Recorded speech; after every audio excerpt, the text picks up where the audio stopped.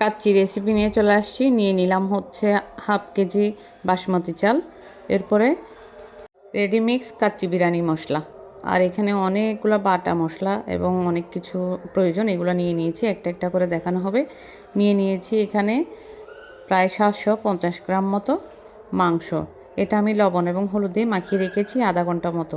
নিয়েছি গরম মশলা পরিমাণ মতো, 2 টেবিল চামচ আদা রসুন এবং 2 টেবিল চামচ কেচাপ, 5-6টা কাঁচামরিচ, 1 কাপ পেস্তা, একটা টমেটো কুচি, 1 কাপ টক দই, 1 কাপ কিশমিশ, 2টা লেবু, 2 টেবিল চামচ সয়া সস, 2 টেবিল চামচ মিক্স মশলা আর বাদাম বাটা 2 টেবিল চামচ।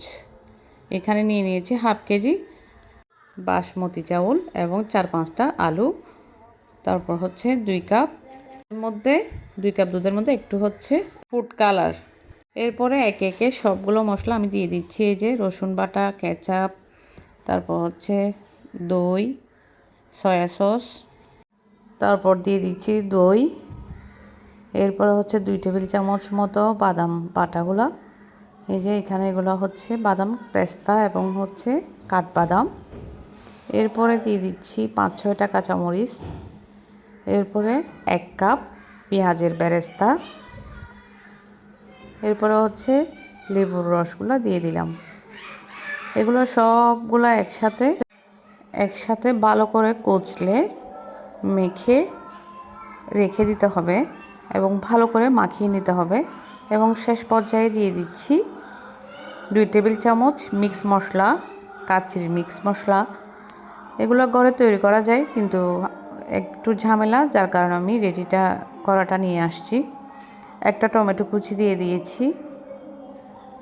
দিয়ে দিলাম 1 কাপ কিশমিশ। তারপরে সবগুলোকে একসাথে মিক্স করে নিব। গরম মশলাগুলো দিয়ে দিলাম। মিক্স করে নিয়ে ভালো করে মাখিয়ে নিয়ে আধা ঘন্টার জন্য রাখবো। এবার শেষ পর্যায়ে দিয়ে দিব 2 টেবিল চামচ ঘি। এখানে ঘি ছাড়া অন্য কিছু ব্যবহার করা যাবে না, তেল দেওয়া যাবে না। এটা কাচ্চির বিশেষ শর্ত এটাকে আমি ভালো করে মাখিয়ে নিয়ে দিয়ে দিব চুলার মধ্যে দিয়ে দেওয়ার পর সব কিছু হয়ে আসার আগে দিয়ে দিব 1 মগ দুধ। এটা আমি জাল করা দুধ দিয়ে দিয়েছি।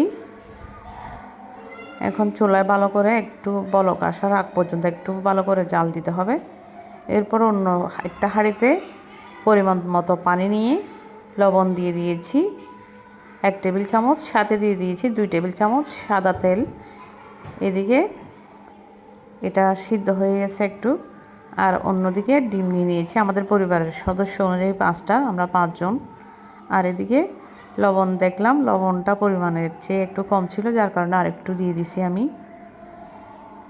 এগুলো মাংস প্রায় হাফ সিদ্ধ হয়ে গেছে।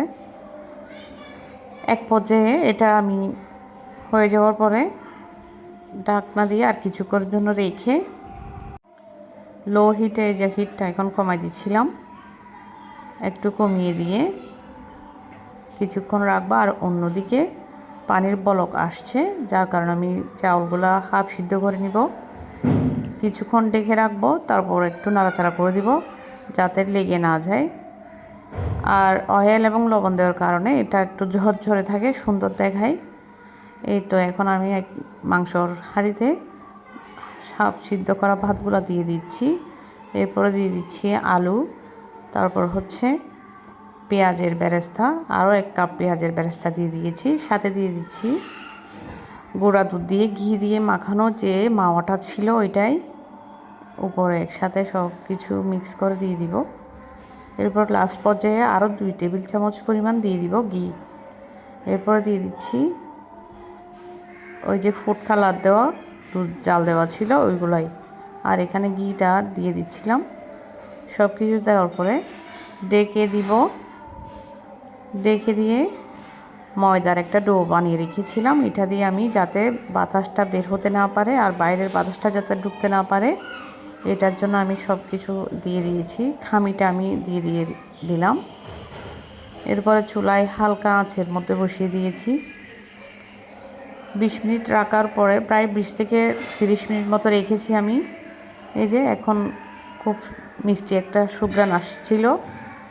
আপনারাও বাসায় ট্রাই করবেন, আসলে অনেক মজার ছিল। আমি ফার্স্ট টাইম একা করেছি, অন্যবার আমার হাজব্যান্ড আমাকে খুব সহযোগিতা করতো, কিন্তু এবার একাই করছি। এখন বাচ্চাকে দিব, দেখি ও কি বলে।